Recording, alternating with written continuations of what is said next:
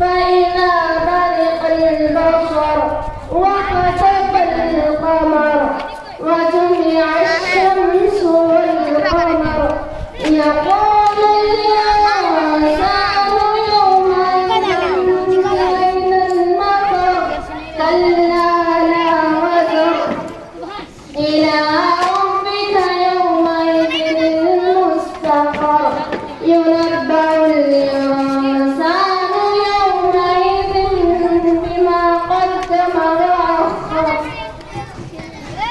يقول الإنسان يومئذ بما قدم وأخر لا تحرك به لسانك لتعجل به.